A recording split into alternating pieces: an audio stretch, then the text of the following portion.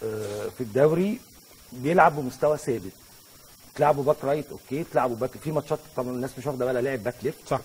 لعب هاف رايت هاف ليفت، لعب هاف ديفندر في بعض المباريات، لعب تحت الفرويدين يعني لعب باك ليفت وعنده امكانيات. ماتش الزمالك لعب باك ليفت. باك ليفت يعني بيلعب رجليه الاثنين، ولد ابن حلال قوي ولسه صغير 21 سنه اعتقد، مواليد 96 مواليد 96.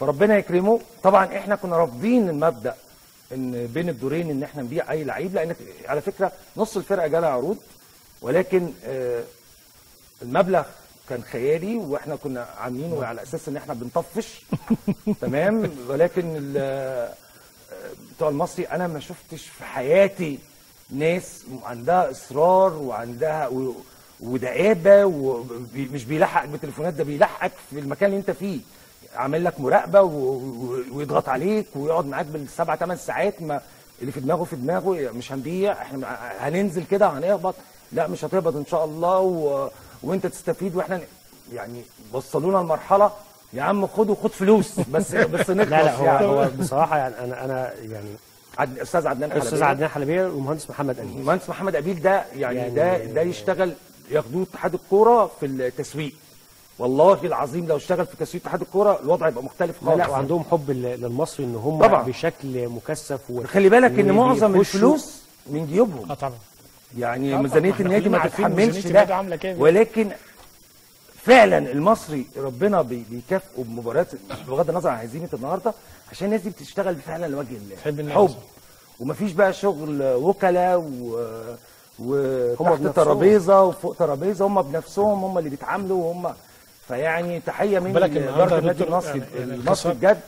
ويا رب ربنا يكرم اسلام، ومش عارف هنشجع مين في السوبر كده يعني. انا لسه هنشجع ابننا ولا هنشجع لا هو المصري دلوقتي انت المفترض ان انت تشجع المصري ان هو اسلام مش مجرد لعيب جه النادي كده. اسلام ده ابني كنت بتابعه من وهو فريق ال 15 سنه، ويا رب ربنا يكرم. ومش عايز اقول بقى اكتر من كده هم تقريبا النادي المصري مركز قوي في ماتش السوبر. حتى النهارده انا متخيل هزيمه النهارده ان هم اللعيبه بصوا قوي على ماتش السوبر، كمان الفرقه مسافره عامله معسكر مبكر قبل المباراه. النهارده في لعيبه جديده اول مره تلعب النهارده، احمد مسعود الجون اول ماتش ليه النهارده. هو مركز قوي. وليد حسن لعب النهارده، في اوتارا لعب النهارده، فواضح ان كابتن حسام هو بيجهز لعيبته. هو كمان هو مسرع في ميزه اسلام يروح يلعب على طول، يخش يلعب على طول. هو مسرع الخطى عشان اسلام عيسى انه يبقى موجود مع اعتقد في ماتش السوبر. فان شاء الله نتمنى ربنا يوفق اسلام والتوفيق للنادي المصري وجمهور بورسعيد.